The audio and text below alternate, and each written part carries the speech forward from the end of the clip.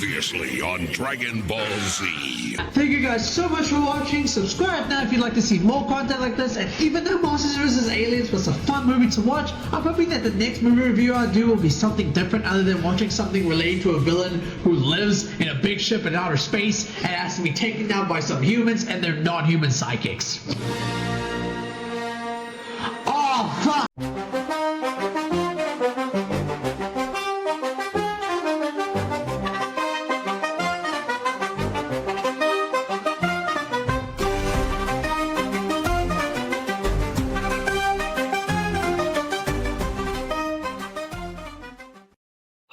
I can't believe I'm actually going through with this video. Hello everyone, my name is Nando, and for today's video, yes, you read the title right, depending on how you guys support and how you feel with this video, I'm going to be making a series where I try to watch all the Star Wars films. If you just want to get to the review immediately and not spend time listening to me yap on how we got to this point, in short summary, I'm going to be rewatching the Star Wars films in chronological order and how the story is followed, and not by release dates, as I just want to have the best knowledge and context going forward with every Star Wars films coming out. So for today we're watching Star Wars: The Phantom Menace, Attack of the Clones, and Revenge of the Sith. Here's the timestamp of the review if you want to go watch it immediately. I hope that I'm showing the timestamp here in the way that Star Wars does with their yellow intro text over here. I hope so. So yeah, go there if you don't want to hear about the history yap session, but if you have to leave now, you can in 3, 2, time's up! Now for a brief history lesson of how we got here, this video idea was suggested by a subscriber of mine by the name of GameGodon, who asked if I could do a Star Wars video, and I was like,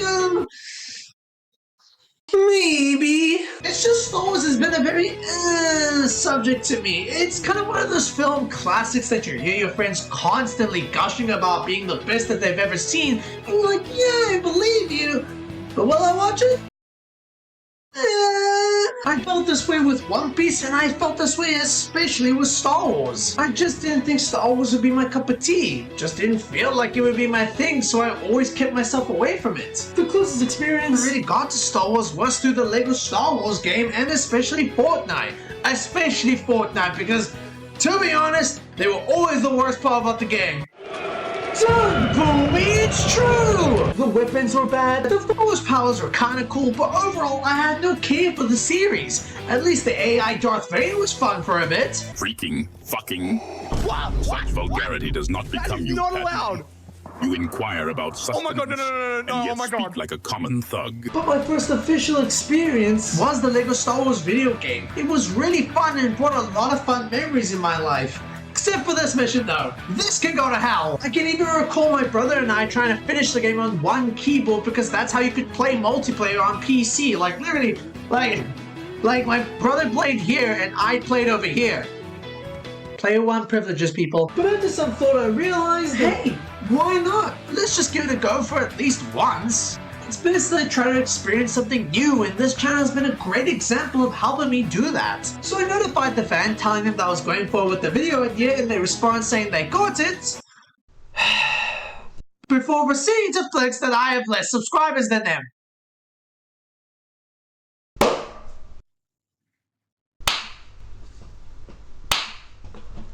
Look.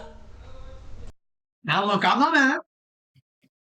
I'm not mad, nor going to be petty whatsoever. Not at all. But what I am going to tell you, if you do enjoy this video throughout watching this, please subscribe so that we could surpass it.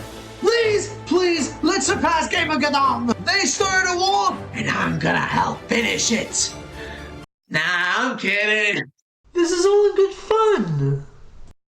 So for this video, like I explained earlier, I'm going to be watching the entire Star Wars franchise from timeline order, as it will be easier to understand the whole franchise, but this has been a very complicated task to know which movie is in which in order, as it feels like some fans don't even understand which movie is which in order. But after researching for a bit, it's come to my attention that the first 3 movies that we'll be watching together will be Star Wars: The Phantom Menace, Attack of the Clones, and Revenge of the Sith. I don't really know what comes afterwards, so if you have any knowledge of the series, please give me a list down below on the order in timeline of where the movies go.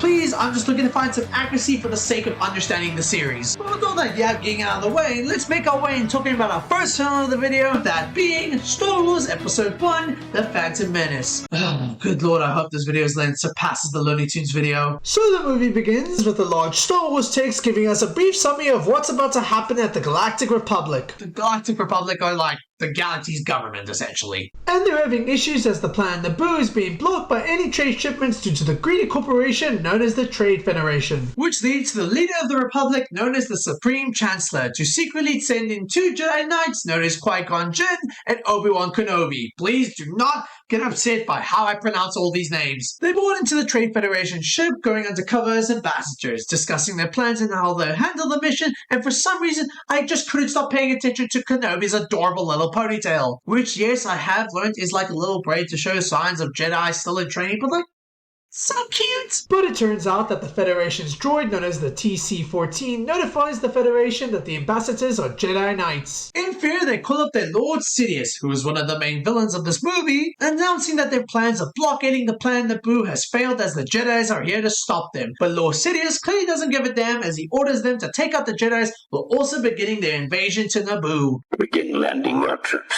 My lord, is that legal? I will make it legal. Spoken like a true politician. So the Federation goes to attack at full force, destroying the ship that the Jedi Knights boarded on that still had people in it. The battle droids are ready to take on the Jedis when...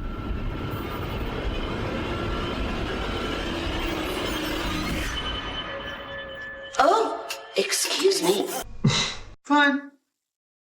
I'll give you that one. So the Jedi Knights take out the droids with relative ease, barely any inconvenience. So one of the Federation members named Newt tries to block off the door to the room he's in, putting a stop to the Jedis momentarily. So Qui-Gon and Obi-Wan would then hide out, but then begin to notice that there's an army of droids preparing to go into ships as they're being tasked with invading the planet of Naboo. So Qui-Gon suggests that they split up to update the Supreme Chancellor on what's happening while also warning the Queen of Planet Naboo about the invasion that's about to occur. Which, as the Queen, known as Amidala, confirmed Rune and Newt, feeling confident that this blockade with their planet will end as she knows the Jedis are there to stop them. But the Federation makes a bluff by arguing that there are no Jedis that have arrived to stop them. Beware, Viceroy. The Federation has gone too far this time. We would never do anything without the approval of the Senate. The Queen leaves their Discord call, leaving the other Federation member named Rune to feel worried that they've gone too far, but Newt argues that it's already too late and they have to continue forward. And before we move on, I just want to quickly point out how bad the lip sync is within these characters. But we must move quickly to disrupt all communications down there. We transition back to the planet Naboo, where we meet Palpatine, who is the senator of the planet Naboo, being just as confused as Amidala as to why the Jedis didn't show up to stop the Federation. Palpatine's signal cuts off, leading to Amidala's governor named Bibble, yes, that is a real name, having him suspect that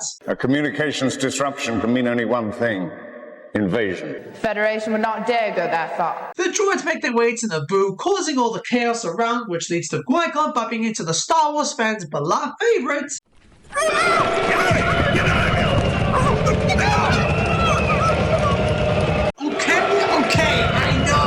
I know. This character sucks to you. I don't know Star Wars, but I've heard countless times of how much people despise this character, believing that he's annoying and adds no core value to the story, which is hate that goes so bad that the actor behind Jar Jar Binks admitted 20 years later that he nearly ended his life. Yeah! The hate got that bad! But it's all good in the end, as he was then cast as a Jedi Master in the Mandalorian series, so that's lovely. Anyways, I got sidetracked. You almost got us killed. Are you brainless? I speak. The ability to speak does not make you intelligent. Now get out of here. My lord! I know I almost got you killed, but my gosh! Qui-Gon then reunites with Kenobi, and Jar Jar suggests that the safest place to be located is a place named Koto Gunya City. 'Tis a hidden city. City. Uh-huh. Can you take us there? On second thought, no. Not really, no. So why even mention it in the first place? But the Jedi's pressure Jar Jar to give in and help them find the location. They swim down and find the city to go and meet the boss of the city known as Boss Nass. Qui-Gon warns about what's about to happen to Naboo, but the boss is disinterested to help him as he believes that the people of Naboo think they are inferior to his people, stating that it's a Naboo problem to sort out, not theirs. But Qui-Gon was able to convince the boss to at least hand him a transporter to help reach to the Queen faster. Before they leave, Qui-Gon decides to ask the boss if they could adopt Jar Jar into their team as they need him to navigate the city, to which the boss eventually agrees to, even though he was about to exile Jar Jar Binks because he was never supposed to come back to the city after the boss banished him for being such a liability. So, that's lovely. They make it to the capital city of Naboo, taking out the droids surrounding them and making their warnings to the Queen of what's happening and how they need to make contact with the Republic again. But the Queen's head of security, Captain Panaka, makes note that the connections are out, deciding that it's best to reach to the Republic face to face. But first, they need to save their pilots from the droids. Where are you taking them? To Coruscant. That doesn't compute. Oh, wait, we're under arrest.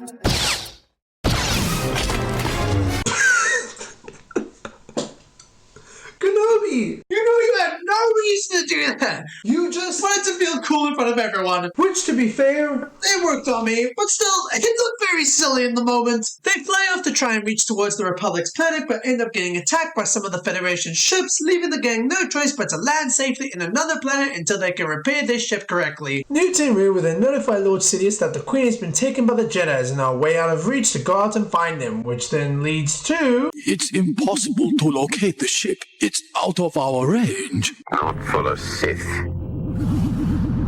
This is my apprentice, Darth Maul.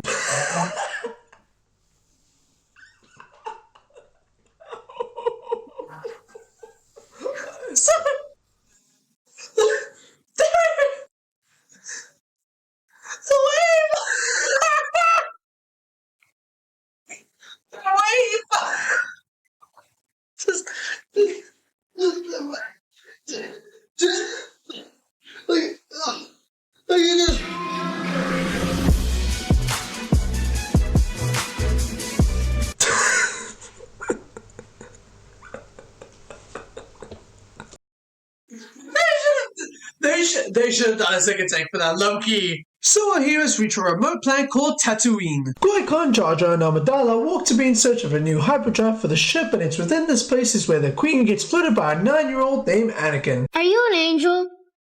What? An angel. I heard the deep space pilots talk about them. They're the most beautiful creatures in the universe. Bruce 9 and he's got more game than me.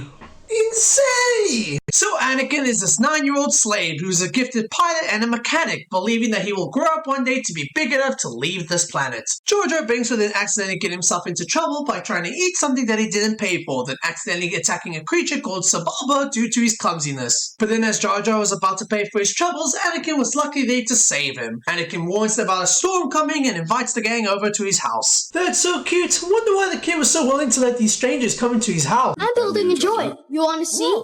Come on, I'll show you 3PO. Fair. Anakin shows off his invention that he's working on, a droid that he calls C-3PO. I beg your pardon, but what do you mean, naked? My parts are showing. My goodness. There was an attempt.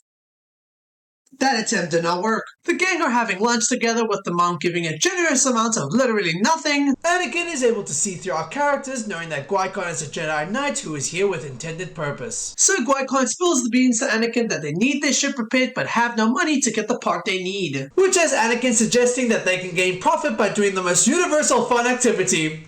Babbling! Oh yeah, now this is where the movie gets interesting. As there's going to be a big race tomorrow, suggesting that he will attend and help them win the race for them. And all this help from Anakin is what leads Qui-Gon to see a bright spot in the boy, believing that he's made to be a Jedi due to his quick thinking and reflex skills, while also being the only trained human pilot at the age of frickin' 9. Who was his father? There was no father. I carried him. I gave birth. I raised him. I can't explain what happened. No, I'm staying far away from that joke. So Anakin is able to get his pod racer to work. It's working! It's working! Qui-Gon then helps the band to cut the Anakin gun on his arm, but once Anakin leaves, it's revealed that Qui-Gon managed to keep a blood sample of Anakin and has Kenobi test it out for him, with Kenobi being shocked that these blood vessels reach far above the trust that any Jedi that has existed. What does that mean, you may ask? Well, I'm not sure. Well, with the shot, so Darth Maul is able to arrive into the same planet as our heroes and send in 3 ships filled with droids towards the city. It's that time of the race, and with Qui-Gon being the only one confident that Anakin can win, it comes with great timing where one of Anakin's friends admits to Amidala that Anakin has never won a race before. Let alone finished one! Which is such a hilarious hindsight to note because you could just see the moment that the Queen is going, so we're just fucked. So while everyone gets on gear to prepare, one of the toughest opponents, the Sebulba, secretly sabotages Anakin's ship. Which leads to the race beginning and whoop-de-whoop, Anakin's ship doesn't work, but luckily through Anakin's goodwill of getting himself out of sticky situations, he manages to power the ship back up. The Sebulba gets ahead of the competition by his constant cheating ways while Anakin races behind to catch his tail. But during one of the pod race's explosions, it causes a part of Anakin's pod racer to break down a bit, causing such doubt within the air. But within just a few seconds, Anakin was able to sort the situation out. My brother is 9 doing all this on the spot. He's putting us kids to shame! Like that, when I was 9, I was rocking the Ben 10 army tricks! I'm sorry that my parents didn't raise me enough to train me to be a pilot and mechanic at age 9! Some kids just live differently, okay? So even with Anakin's pod racer going through so much sabotage, it's Sebulba's greediness to destroy Anakin's pod racer that leads to his own vehicle being destroyed, leaving Anakin to win the race! The gang is happy to have him win, meanwhile Anakin clearly just looks pissed off at his mom for showing him motherly love in front of his crush. I'm going back. Some unfinished business. It won't be long. Why do I sense we've picked up another pathetic life form? What do you mean, another pathetic life force? Georgia helped you find a city that thankfully gifted their vehicle to get you to save the Queen. And this kid you call pathetic helped you win an entire race all by himself, even while being sabotaged to help you get that spare part of the ship that you couldn't afford to be repaired. So honestly, Kenobi, they've done more work than you. Sit down, son! So Qui-Gon reveals the news to Anakin that within the deal he made with the dealer, that if Anakin wins the race, he would no longer be a slave. Thus, Qui-Gon would ask Anakin to come along with him as he believes that he has potential to become the next Jedi. Master Anakin, you are my maker, and I wish you well. However, I should prefer it if I were a little more completed. I'm sorry I wasn't able to finish you, 3PO. You've been a great pal. I'll make sure Mom doesn't sell you or anything. Sell me? Bro's life hasn't even expanded yet, and yet its life is already in jeopardy! So Anakin hugs his mom goodbye and heads off with Qui-Gon, but not long before they get attacked by Darth Maul, ruling with him for a brief moment before Qui-Gon found enough time to head back to the ship. Qui-Gon credits Darth Maul for being a well-trained Jedi, but worries that he was sent to go after the Queen. So the gang finally arrived at Coruscant, sending the Queen to the Republic to sort out her planet's case. The Queen would then meet with Senator Palpatine, with him warning that the Galactic Republic has become corrupted, believing that it would be best for her to push for a vote of no confidence in the current Chancellor that they have. When the conference happens, she tries to plead her case on what the Trade Federation is doing to her plan, but with many excuses and not pushing her argument, out of frustration, she goes along with Palpatine's plan to vote out no confidence towards the Chancellor. Qui-Gon would go and ask the Jedi Council if he could train Anakin as a Jedi, but once they test and ask Anakin some questions regarding his fearfulness and emotions towards his mother, which leads the Council to feel doubtful of him, believing that these circumstances will cause him to lead forth into the dark side, which is especially for his young age. Palpatine would then announce that he's been nominated to be a Chancellor. Your Majesty, if I am elected, I promise to put an end to corruption. Yeah, because you can totally trust a face like that to end corruption. Back to the Jedi Council, they announce that they can't accept Anakin due to him being too old to train as he's developed emotions, which is against the Jedi way, because they believe that his emotions will lead to loss and can lead towards a dark side. And what does Qui-Gon do once again when he doesn't get his way? Well, he's all like, oh, fine, I'll adopt him too. The gang travels back to the planet of Naboo, and this is where Kenobi apologizes to Qui-Gon for doubting his hope in Anakin. You've been a good apprentice, Obi-Wan, and you're a much wiser man than I am. BS! Kenobi has done little to nothing to prove your point. You've been the one making most of the decisions that have gone your way. But sure, we'll believe you. So the queen goes to confront the Gungans, exposing herself to reveal that she uses a decoy bodyguard at times to protect her identity, revealing this information to offer honesty to the Gungans so they can be open to start an alliance together, to which the boss accepts. Seriously, I do not know why he does that. And the boss even makes peace with Jar Jar, granting him the role of being the general of his tribe. So they go into war with our heroes keeping Anakin safe in one of the starfighters while also looking for one of the main leaders of the Trade Federation, but that is until...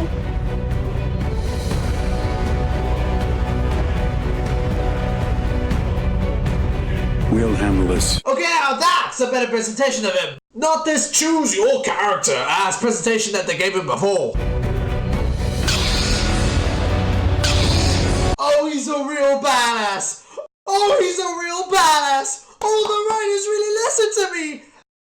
Thank you! But while Kenobi and Qui-Gon battle Darth Maul, Anakin accidentally presses a button that triggers the Starfighter to move while also accidentally being able to take out some droids. Even taking the ride to space while absolutely having no clue on how to fly the damn thing. So Anakin starts flying around and ends up landing himself into the Trade Federation ship. Batman! Batman! As Darth Maul is able to put down Kenobi, it just leads to Qui-Gon and Darth Maul fighting on their own, but their fight stops abruptly as a barrier is placed between them. So Qui-Gon takes this lovely opportunity to just quietly take a chill pill. But they go back to fighting, and that's when...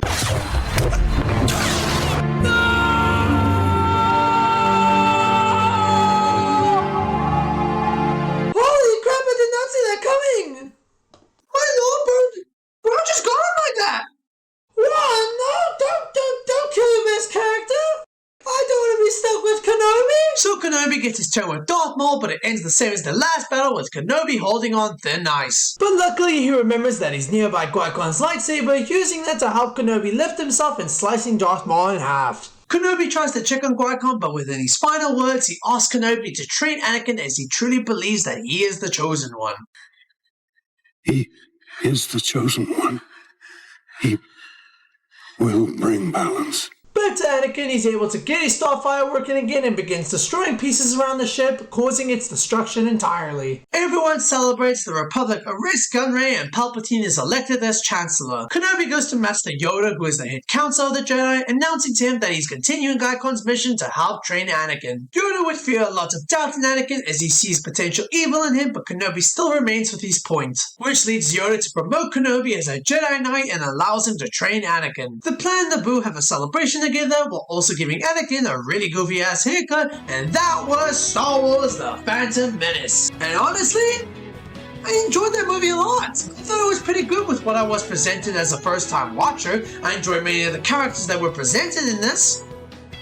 Kenobi was there too. Qui-Gon was absolutely my favorite character going into this. He felt like the heart of the story because he knows how to balance the rules of being a Jedi while also having the mindset of believing what was the right thing to do. He was looked down upon for taking Jar Jar, and look, he became a good help from the beginning and end of the story. He was told the same with Anakin, and yet he helped excessively during the roles that he played into, which neatly tied into the good guys winning. Without him, I think the good guys would be cooked. So yeah, that was a pretty good movie, but now let's see what our next film has to offer. This is Star Wars Attack of the Clones. The movie begins with the Yellowtic Scroll telling us that the galaxy is falling apart, with thousands of planets wanting to leave the Republic, with a former Jedi named Count Dooku is the one leading this movement. And the Jedi just can't keep up with all the chaos, so it's now up to Amidala, who's no longer the Queen of Naboo, to head to Coruscant to vote on creating an army for the Republic. So Amidala arrives in Coruscant. We made it. I guess I was wrong. There was no danger at all.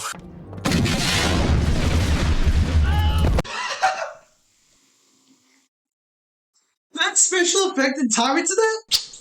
Brilliant. I guess no one really did get hurt. But it actually turns out that Amidala was fine, but it was just her handmaiden that played a decoy pretending to be her that took the hit for her. So for clearance, it's been 10 years since the Phantom Menace has happened, with all the gang all grown up and reuniting with each other, with Anakin getting a chance to see Amidala after so long. Annie? My goodness, you've grown. So have you. Grown more beautiful, I mean.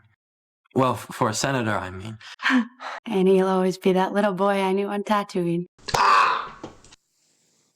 Bro lost these games! He's lost his game! All that charisma, dead in the water!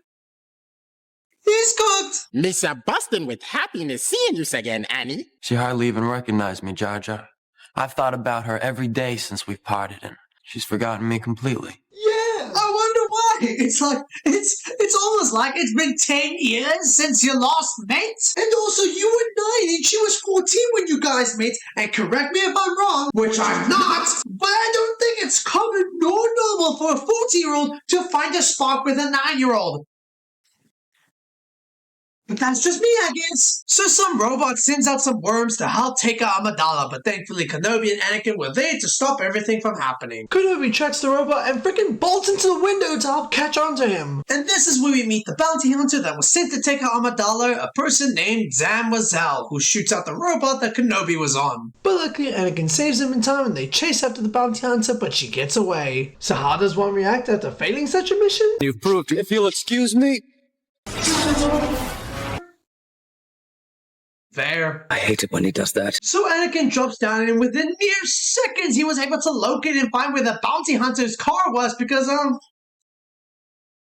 horsepowers, I guess? Anakin tries to get in, but due to their collision together, it leads to Zam shooting a part of his car, causing the car to crash. Anakin tries to chase Zam, but Zam hides out in a club while Kenobi catches up to Anakin, reminding him that he needs to take more focus of his powers of the Force. Why do I get the feeling you're going to be the death of me? Don't say that, Master. You're the closest thing I have to a father. I haven't watched anything regarding the series, but I feel like we're shadowing here. Anakin suspects that the person they're looking for is a shapeshifter. You want to buy some death sticks? You don't want to sell me death sticks. I don't want to sell you death sticks. You want to go home and rethink your life. I want to go home and rethink my life. What was even that exchange? I mean, good on Kenobi.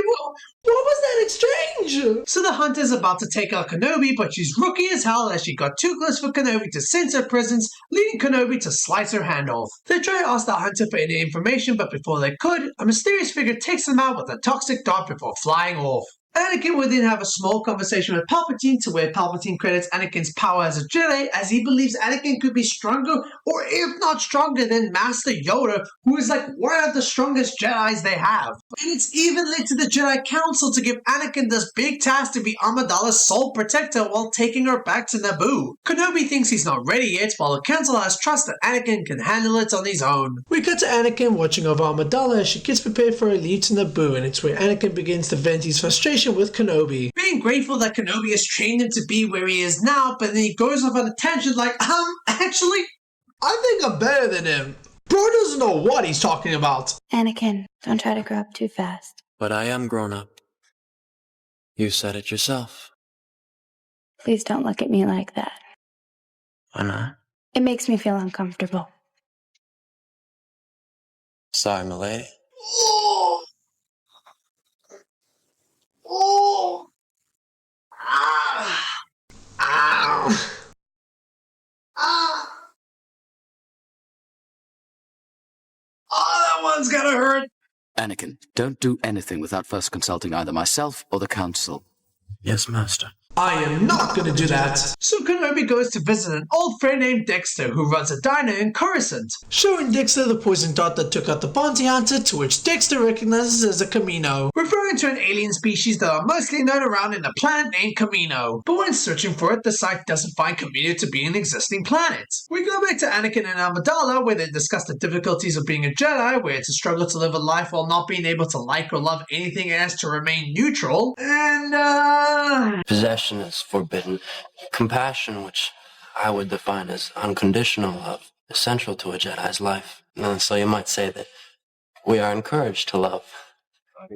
Okay, look, sorry, dude. I know you're trying to hit on this girl that you haven't seen in 10 years, but my lord, did you not learn your lesson from before? This space makes her, and now even me, uncomfortable. Stop it. Stop all of it. You've changed so much. You haven't changed a bit. You're exactly the way I remember you in my dreams. Did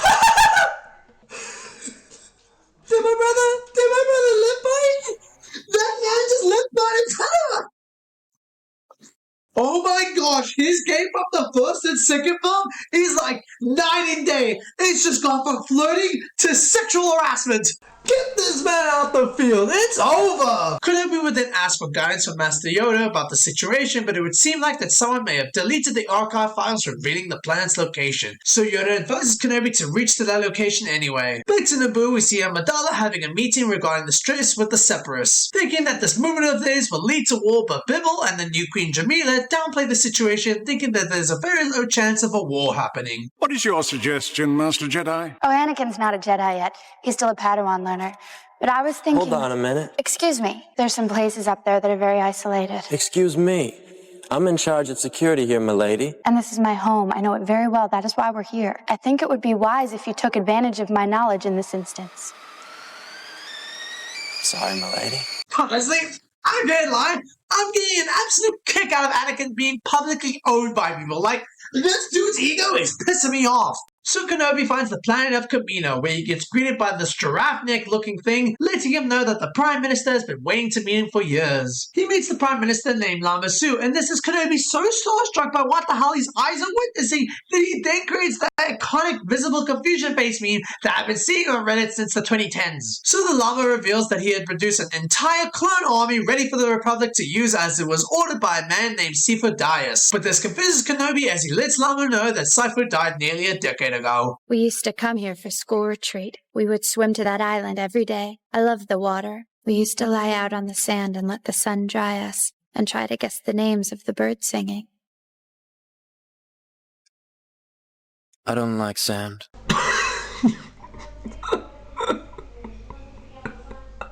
What delivery?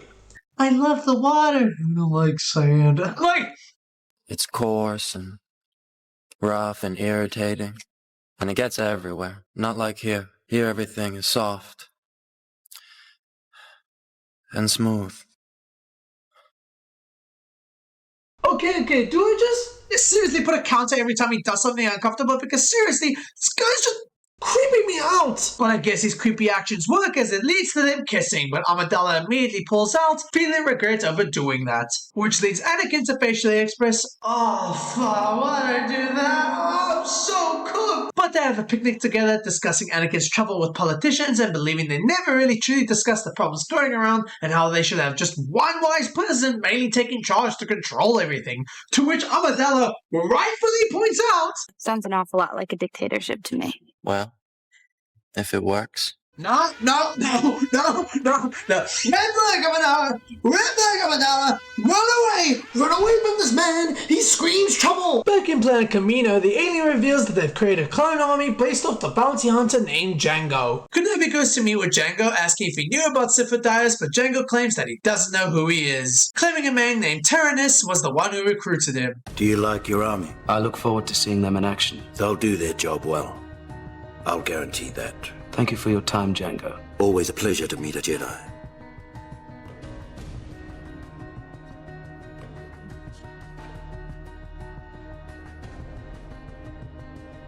What is it, Dad?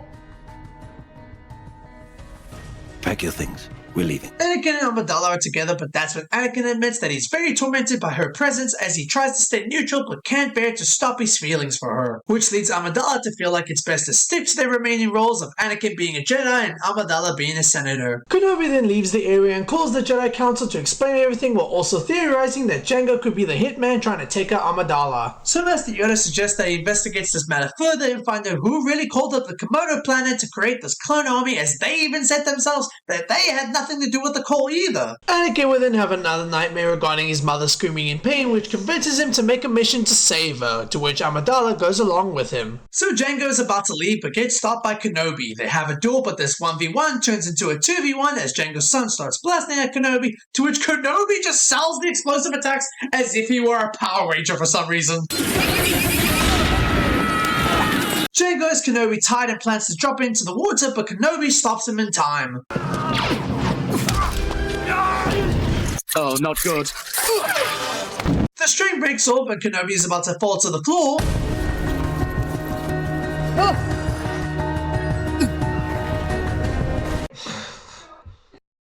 Sure, why not? Kenobi catches up to Jango, but Jango has already gone into the ship, so in a last-ditch effort, Kenobi attaches a tracking device onto the ship that Jango is in. So Anakin and Amidala arrive at Tatooine, where Anakin goes to Watto, who previously owned Anakin as a slave, asking the whereabouts of his mother, to which Watto reveals that he sold his mother years ago, but gives the location as to where the seller could be. Back in space, we see Jango arriving in a planet called Geonosis, to which Kenobi follows him behind. Anakin then reunites with his robot C-3PO, and then eventually going on to meet with the seller that freed and married his mother, a man named Lars. Admitting that a group of Tusken Raiders came in and kidnapped her, with the belief that she's probably not alive right now. But Anakin is too stubborn to believe in that, so he goes off solo to see if that belief is true. To which he goes off and finds his mother, who's tied up and barely conscious. Is it you? I'm here, Mom. You're safe.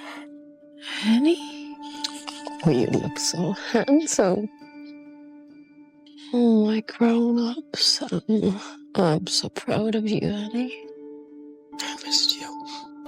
I love you. Stay with me, Mom. And before she could even finish saying I love you to her own son, her heart goes out. Right in front of Anakin. Which freaking stunned me, man. Like, I can call Anakin out for being such a big baby in this film, but his mom was the only one that truly loved and cared for him as a person.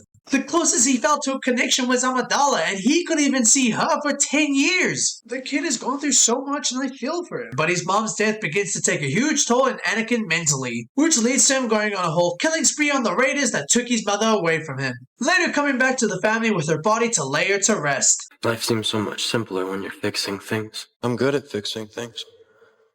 Always was. So Anakin vents about his frustration from losing his mother to Amidala, feeling as though that he needs to be the most powerful Jedi to potentially stop all of his loved ones from dying, even blaming Kenobi and thinking he's been the one holding him back.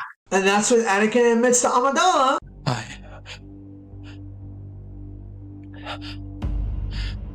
I killed them. I killed them all. They're dead. Every single one of them. And not just the men, but the women and the children too. They're like animals, and I slaughtered them like animals. I hate them! The Jedi's get notified from Kenobi about his situation while also revealing that Amidala's hitman but gets abruptly stopped by a droid, leading Windu to order Anakin to continue protecting Amidala while they go on to save Kenobi themselves. But Amidala believes that the Jedi's are too far to save Kenobi in time and believes that they should save him themselves. And Anakin, who, let me remind you, said, I promise you, I will even learn to stop people from dying. He's willing to not care if Kenobi dies because, lol, he's still a stubborn child. Annie, are you just gonna sit here and let him die? He's your friend, your mentor. He's like my father. How would you know what it feels like to have a father? You don't even have one. But Amidala luckily doesn't stand on his business. But you heard Master Windu, he gave me strict orders to stay here. He gave you strict orders to protect me. And I'm going to help Obi-Wan. If you plan to protect me, you'll just have to come along. She vocally overpowered this man and Anakin smiled, feeling more attraction to this woman. What does that say about Anakin? I don't know, but I am not touching that subject. So Kenobi is captured and gets confirmed by Count Dooku, who's the leader of the whole Separatist movement that I mentioned in the beginning of the film, as Dooku drops a bomb and revealing that the Republic is now under the control of a Sith Lord. And I forgot to mention, just in case there's like non-Star Wars fans just like me here, Jedi, so like the good guys, preserving their emotions and using the Force power for the benefits of helping other people, while the Sith Lords are like, or the Sith baddies or the bad guys, using the Force for evil, you know? So hearing that there's a Sith Lord under the Republic, Kenobi is all like, nuh-uh, and Dooku is like, yeah-huh. And Dooku believes that the best way to take down the Sith is if Kenobi joins him along, but Kenobi doesn't believe a word he says. In the Galactic Senate chamber, Jar Jar Binks makes his stance that they should provide their emergency powers to the Chancellor, i.e. Palpatine himself. Anakin and Amidala arrive in Geonosis to rescue Obi-Wan, but have to go through some wacky hijinks while C-3PO, the innocent robot, just goes through his own problems along the way because of R2-D2's convincing to have him tag along in this mess. Up first. Calm down, R2. I almost fell. You'll get your chance alone. I wonder what happened to poor little R2. He's always getting himself into trouble. Oh no! I'm so confused. Amidala Amidala gets trapped in one of the pots and is about to get melted alive, but thankfully R2-D2 saves her in time. Anakin manages to somehow get his arm stuck to an equipment, but after some quick thinking, he manages to get out, but only with the cost of... Not again. Obi-Wan's gonna kill me. But all momentum stops for our heroes as Jango captures both Anakin and Amidala. Amidala thinks that they're in for the end, so she just confesses, shoot, maybe I do love this crazy guy. I'm not afraid to die. I've been dying a little bit each day since you came back into my life. What are you talking about? I love you. You love me? I thought that we had decided not to fall in love, that we would be forced to live a lie, and that it would destroy our lives. I think our lives are about to be destroyed anyway. So they kiss and get tied together with Kenobi. I was beginning to wonder if you'd got my message. I retransmitted it just as you had requested, Master. Then we decided to come and rescue you. Good job. I love the bettiness. I love it! They send in some creatures to help take out our heroes, but Amidala manages to make herself free. Just relax, concentrate. What about Padme? She seems to be on top of things. I think I'm just gonna admit it. What a comeback! What a comeback, I will say! My favorite thing about this movie is Kenobi. Even when he's supposed to have zero emotion, he's been such a good character. Such a huge improvement from the last film, for where he really just felt, well, just like a body. The gang managed to break free and are somewhat managing to survive against the creatures, while Anakin, on the other hand, tries to tame it by riding against its will. Anakin will retrieve Amidala and Kenobi too before the other Jedis come in to make the save and an all-out war breaks out. And I think the scene is more iconic for the fact that, lol, Samuel Jackson just asked for a different lightsaber color because he just wanted to stand up on the rest. Which, to be fair, it works. Windu would go on to clash with Jango, but after dealing with a creature that probably crushed most of his ribs, it gives Windu the advantage to behead Jango. And his own son got to watch it live. Having two kids watch their own parent die in the same film is just... it's a whole level messed up, man. Our heroes get cornered by all the droids, but that's when Master Yoda brings in some backup, giving our heroes time to retreat into the ships. Our heroes try chasing after Dooku, but after their ship gets shot down, Amidala falls down and it leads to Anakin wanting to save her, but it leads to Kenobi trying to instruct Anakin to stay with the mission. Can't take Dooku alone! I need you! If we catch him, we can end this war right now! I don't care! Put the ship down! You will be expelled from the Jedi Order! I can't leave her! Come to your senses! What do you think Padme would do were she in your position?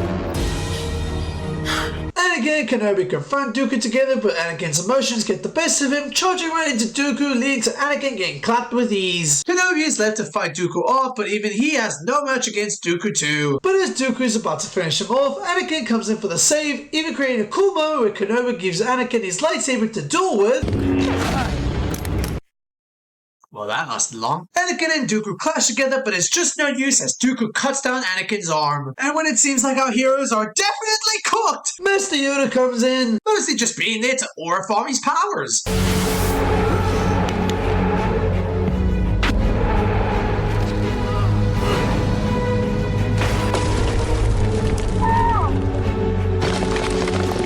Powerful you have become, Dooku. So Yoda, at the young age of 876 years old, allegedly, is able to still clap back and hoop against Dooku, which leads Dooku to using a structure to help crush Anakin and Kenobi, which distracts Yoda enough to help Dooku escape. So Dooku meets with Lord Sidious, noting that a war has begun.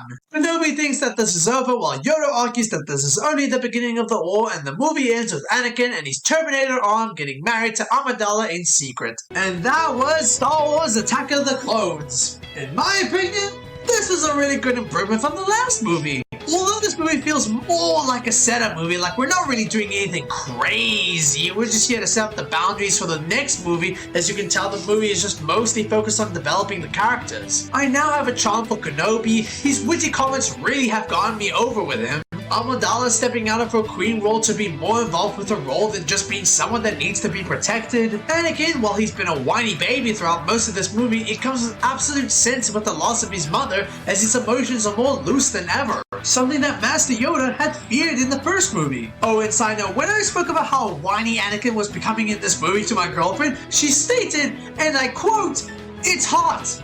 And most notably, we love submissive men in this household.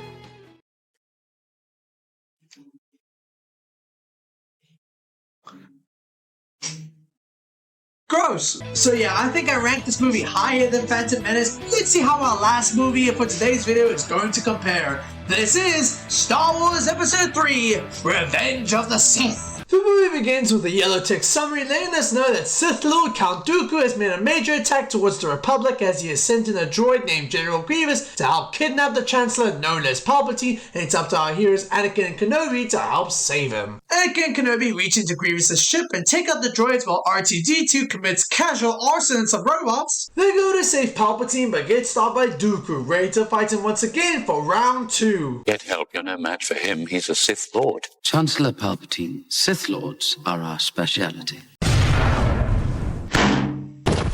Dooku and Anakin clash together, but Anakin is able to claim his justice, slicing both of Dooku's arms. In defeat, Palpatine asks for Anakin to end it, but Anakin feels reluctant to do it. I shouldn't. Do it. Sorry.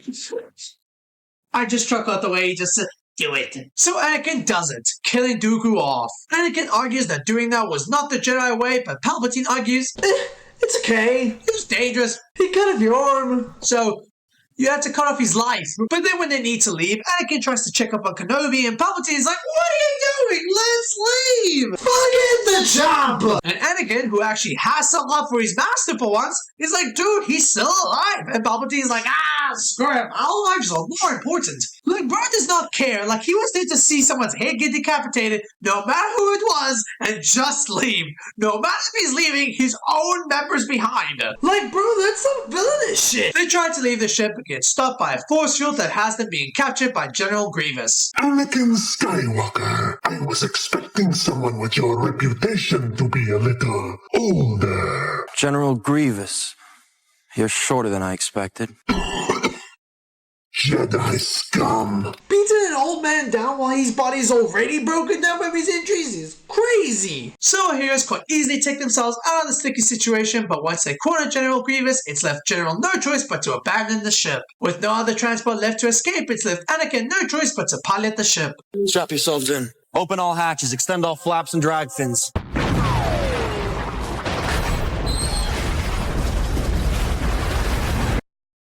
We lost something. Not to worry, we are still flying half the ship. But even with our heroes being in grave danger, they still manage to secure themselves a safe landing.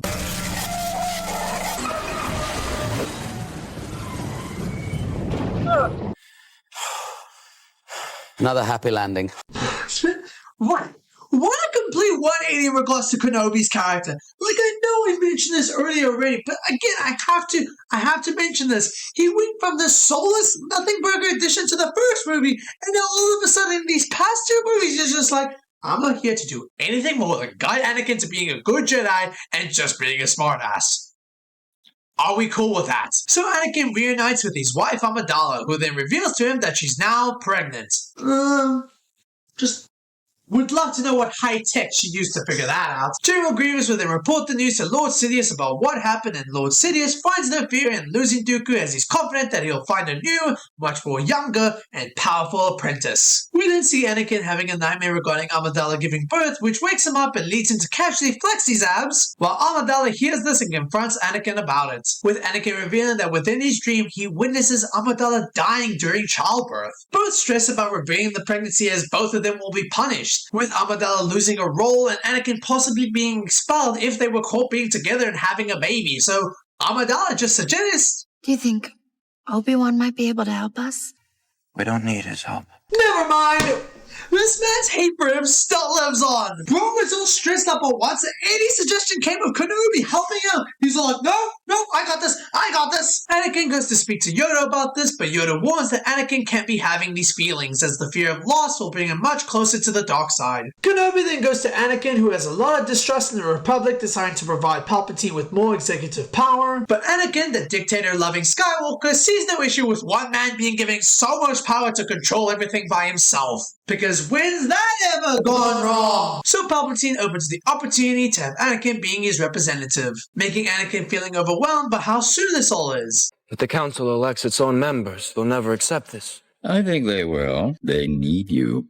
more than you know. So the Jedi Council agreed that Anakin can be a representative, but refused to rank Anakin up to be a Jedi Master. So Kenobi tries to explain to Anakin that bro only got his position because he was besties with the boss. Like he does a backhanded compliment being like, Calm down, Anakin. You have been given a great honor. To be on the council at your age, it's never happened before. so then I'm really full of mine. The fact of the matter is you are too close to the Chancellor. The Council doesn't like it when he interferes in Jedi affairs. I swear to you, I didn't ask to be put on the council. But it's what you wanted. Your friendship with Chancellor Palpatine seems to have paid off. Like, yeah, man, I'm so proud of you, but, I think we all know why you were given that position. Kenobi and the rest of the Jedi have suspicious worry about Palpatine, considering the fact that he's still in power even when his time of power had already expired. So they ask Anakin to do this mission of spying on him to find any clues regarding his character, which upsets Anakin as you know, it's apparently not the Jedi way, and you know, he's besties with the boss. The Jedi Council, even while giving this mission to Anakin,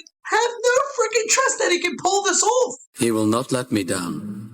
He never has. That is a big lie and you know it. Even Amidala has no trust in Palpatine and his power, and even she begs Anakin to tell Palpatine to stop the war going on. Palpatine would then let Anakin know that they have General Grievous's location, but comes with a concern to him with the belief that he knows that the Jedis are going to betray him. Even Palpatine was able to sense that Anakin was tasked with spying on him, leaving Palpatine to drive somewhat of a conspiracy that the Jedis are possibly not the selfless group that they claim to be. But when Anakin defends the Jedis in their honor, Palpatine would tell this legend regarding a Sith Lord named Darth Plagueis, where he was so powerful that he had the power to prevent people from dying, which inspires Anakin to ask where he could learn this power, to which Palpatine, who you can see the facial expression that he gives off that screams, "Oh boy, I got his ass." Is it possible to learn this power?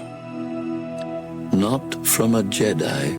Man, we all knew this man was evil. We all knew this dude was evil. This man screamed, "I'm the bad guy, can you see me?" for these past 3 movies. But this one, he's like, screw it.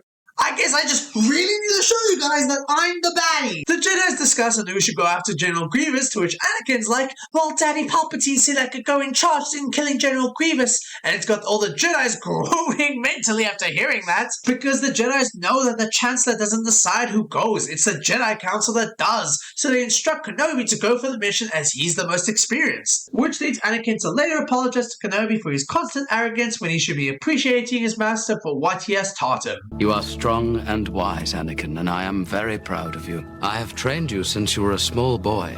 I have taught you everything I know, and you have become a far greater Jedi than I could ever hope to be. Oh, trust, it was known. So Kenobi makes his way to General Grievous and... Hello there. Oh, that's where the meme came from. I'm in disbelief. There's so many iconic memes that just come from these 3 Star Wars movies alone. I'm just astounded by how this franchise is able to create such meme formats without even realizing that they've been doing that. Oh, man, also on a real note, why did Kenobi have his lightsaber out to go to take General Grievous out when you had the chance? Why waste your time doing an entrance, you dummy? You are a bold one.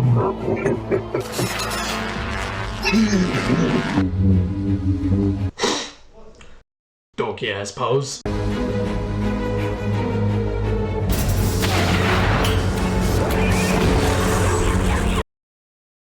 Fair enough, I take it back. Even with General Grievous having 4 arms and 4 lightsabers to choose his angles as to where he can attack Kenobi from, he still cheats against Kenobi as he immediately tries running away from him. But as Kenobi tries to chase him, dropping down has caused him to lose his lightsaber. So Anakin goes to his therapist Palpatine about how excluded he feels with the Jedi Council, feeling as though that he is destined for more, and Palpatine is just being hand-fed this easy task of gaslighting Anakin that he's not being used to his full potential. So that's why Palpatine suggests that the only way he can go stronger is if Anakin views all kinds of power within the Force, even the Force that comes with the dark side.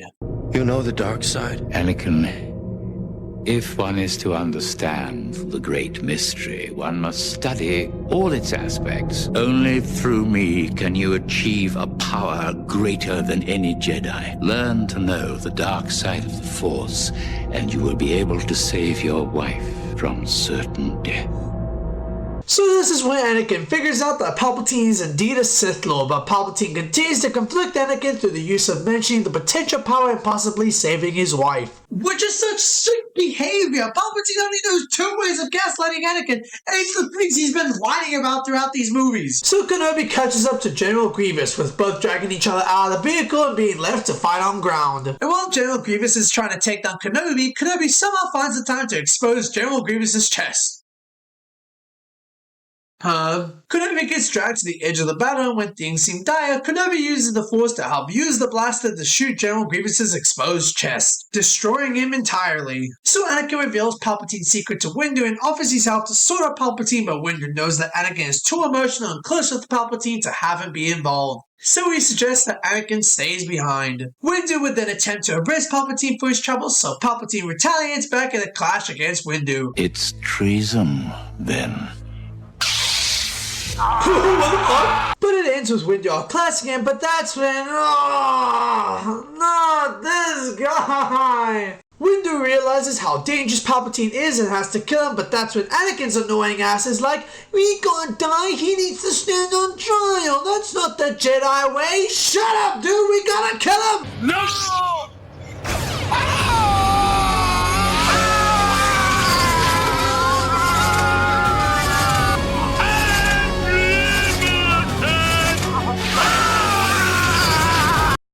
Gosh damn it, this goddamn kid!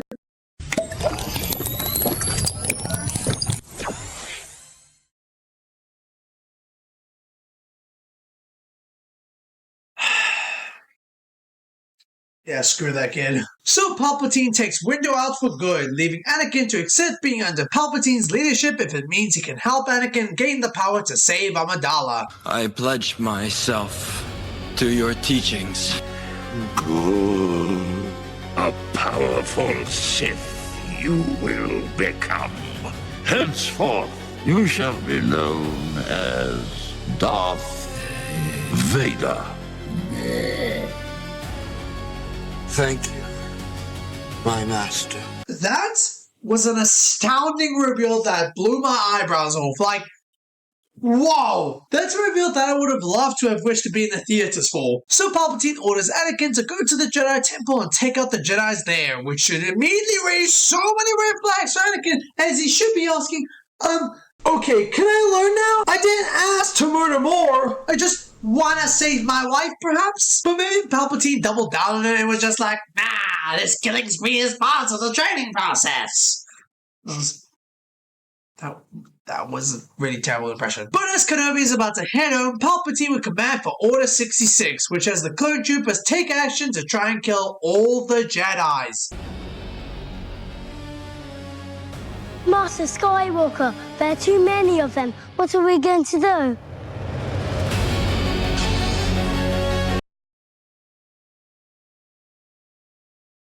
That is so dude, screw this guy! Screw you, Anakin! Like, what? Screw you, kid! Like, not the actual child in the scene, but just screw the Anakin! Yoda would then catch Kenobi up to speed with everything. The Jedis were also requested to go to the Jedi Temple with the belief that the war is over, but all parties can feel that it's going to be a trap. But Kenobi suggests that they should go anyway to help gather all the context needed to understand what's really going on because they don't even know who's causing all of this. So Anakin gets ordered to assassinate everyone from the Trade Federation, even when Palpatine told those leaders that everything was fine because there was now no more war. Palpatine, bravo! You just... You really know how to gaslight the whole galaxy! Can't tell if I should shame him or applaud him for that, but I think I should be taking notes. But this is where Kenobi checks the security footage to find what Anakin has done, with Yoda ordering that he has to kill Anakin, but Kenobi just feels too constrict to do it. So he goes to Amidala, revealing everything that she has no idea about Anakin, but would ask for Amidala for help to know where Anakin is, but Amidala is just too stunned and in disbelief to give anything away. I must find him. You're going to kill him, aren't you? He has become a very great threat. I can't. No! Just lie! Just like, just want to have a good chat with him. Just want to talk things out. Like as if she's going to tell you and me immediately where he is because of it. But I'm guessing it's because Kenobi doesn't truly know how close Anakin and Amidala are together, considering how their relationship is a secret, so I guess I can let that slide. Anakin is the father, isn't he? I'm so sorry.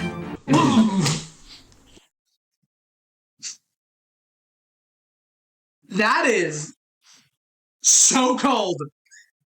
That could mean so many things, which adds such a layer on how cold that line is. So Amidala takes on her own mission to go and confront Anakin, not knowing that Kenobi secretly snuck himself into her ship. So Amidala reunites with Anakin and tells him everything, with Anakin believing that Kenobi has intentions to have Amidala betray him, while Amidala feels that this has gone too far and that they need to go away from all of this. But Anakin has begun to boast too much of his new form power, to which helps Amidala realize that Kenobi was right all along about him. The Jedi turned against me. Don't you turn against me? I don't know you anymore. You're breaking my heart. Because of Obi-Wan. Because of what you've done, what you plan to do. Stop. Stop now. Come back.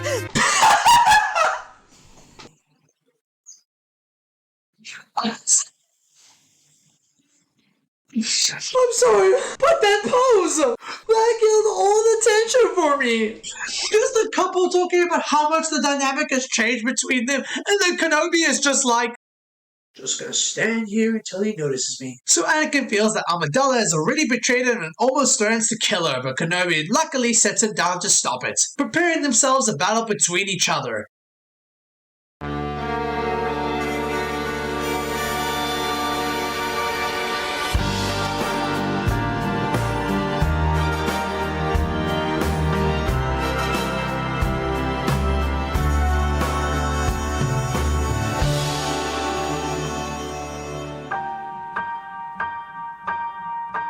Time can never be your trusted friend or your sworn ally.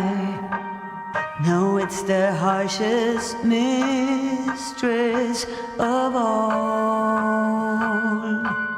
And life is just a chain of moments spent, 1,000 hellos and goodbyes. Maybe a love like ours can lead out its call.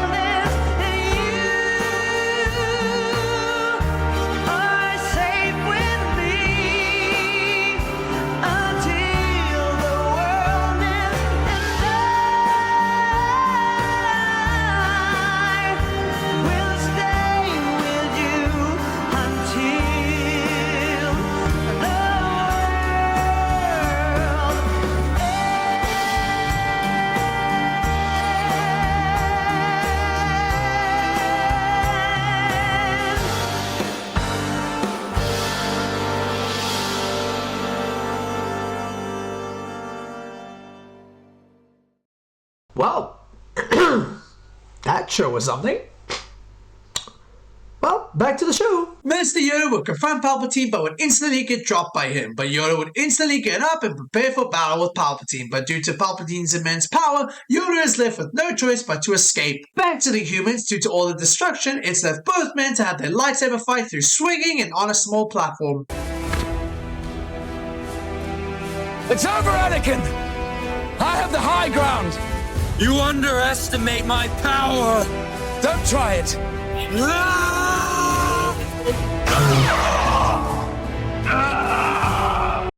Ooh!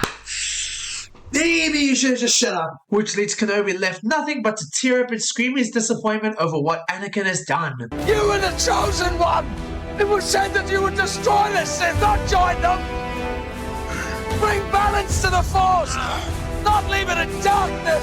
which is such a powerful scene. Kenobi was tasked by Qui-Gon, his own master, by his own dying breath to look after and raise Anakin as he was seen as the chosen one. And now Yoda and Kenobi's own fears of what Anakin's emotions could dwell into have come true. And it's left nothing for Kenobi to do but to watch his own prodigy, his own, for what he felt like his own brother, burn up in flames as the only last words that he could hear from Anakin was sadly, So Kenobi leaves, which feels really dumb, as I feel like he should have just waited or finished the job quicker to see if Anakin was really dead, but sure, do so. But that would come with a cost, as Palpatine could find Anakin and retrieve his body. Amidala would then give birth to twins, with one being a boy named Luke and a girl named Leia. But Anakin's fears would come true, as the twins' birth had caused Amidala to die, with the movie transitioning to the next scene when Anakin gets his body put together into the transformation that we know today as Darth Vader. When Darth Vader asks about Amidala, Palpatine breaks the news and blames the death on Darth Vader's anger that causes Amidala to die, breaking everything into a fit of rage, which leads to the iconic The Jedi's conclude that the twins need to be taken far away from the Sith to notice their presence, so Organa takes the role of being Leia's father, while Luke will be sent to be taken care of by Anakin's stepbrother, who is a part of the family that took in Anakin's mother before she got kidnapped. Yoda would then notify Kenobi that he wants to give him special training to a point where he can help him contact with his old master Qui-Gon. And the movie ends with the Jedi's mourning for Amidala's death, with a nice added touch of her body holding onto the bracelet that Anakin had made for her as a child. And that was Star Wars Revenge of the Sith. Yeah. Best Star Wars movie of all time so far. The story, the lore, how it all adds up. It's all insane. I was always just pissed at Anakin's character here or there throughout the movie, but it all played up to him being this really good delusional villain. Though his transformation to Darth Vader becomes a little funny to me because, no joke, as that moment happens of him becoming Darth Vader, I had that memory where I played Lego Star Wars where they recreated that scene. And as a kid I was like, whoa! That's Darth Vader? I mean, I don't know what the story is about, but there's Darth Vader! Kenobi again. Let's appreciate this character's growth from being a soulless body of nothing to what he is now. Palpatine, probably the most evil looking villain, and yet none of the Jedi's could feel suspicious around him, only until he had power. Like, he had such an uncomfortable aura going around him whenever he had a scene, and you guys were still like, yeah, he's totally one of us. So that's all that I have for you folks. If you'd like for me to cover the rest of the Star Wars franchise in its entirety, please leave a like and comment down below that you want that to happen, because I think these movies have turned me into a genuine fan of the franchise. Which is a sentence I never thought I'd say, but here we are, 2025. But thank you guys so much for watching. Subscribe now, as this took so long to make. And have a good day, guys. See ya.